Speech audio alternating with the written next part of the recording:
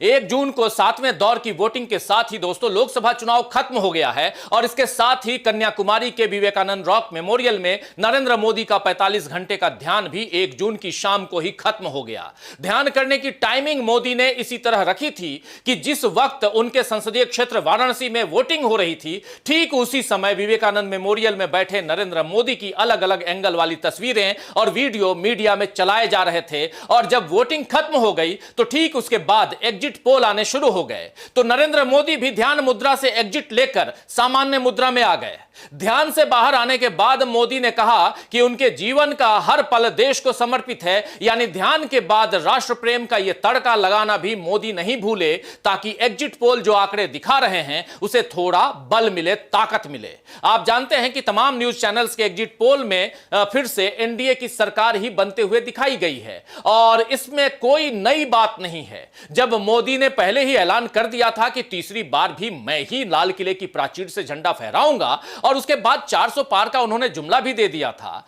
तो मुख्य धारा का मीडिया उनसे अलग राय कैसे बना सकता था? जिस मीडिया ने पूरे 10 साल सरकार से एक भी सवाल जनता से जुड़े हुए मुद्दों पर नहीं किया और केवल वही दिखाता बताता रहा जो मोदी सरकार के हक में था, तो फिर चुनाव में वो अपनी चाल, चरित्र और अपना चेहरा कैसे दिखा सकता था? इसीलिए कुछ चैनल्स ने बीजेपी और एनडीए को फिर से 300 पार और कुछ ने अंधभक्ति में 400 से भी ज्यादा यानी 400 पार भी बता दिया। अब 4 जून को जब नतीजे सामने आएंगे तो पता चलेगा कि अंधभक्ति में ज्यादा ताकत थी या जनता की शक्ति में ताकत थी, क्योंकि टीवी चैनलों के एग्जिट पोल को इंडिया गठबंधन ने सरकारी एग्जिट पोल बताया है, जबकि उसका दावा है कि जनता का एग्जिट पोल इस बार इंडिया गठबंधन की सरकार बनवाने जा रहा है। आपको बता दूं दोस्तों कि 1 जून को ही इंडिया गठबंधन के तमाम दलों की एक बड़ी बैठक कांग्रेस अध्यक्ष मल्लिकार्जुन खड़गे के निवास पर हुई, जिसमें चुनाव रिजल्ट आने और उसके बाद की रणनीति पर चर्चा हुई।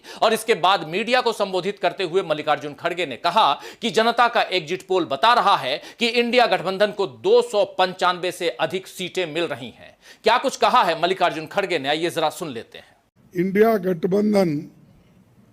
कम से कम 295 सीटें प्लस 295 से ज़्यादा आएंगे, कम तो नहीं आएंगे, ये हमने आकलन किया। इसीलिए हम आपको सत्य बताना, रियलिटी बताना, जनता का क्या मन है,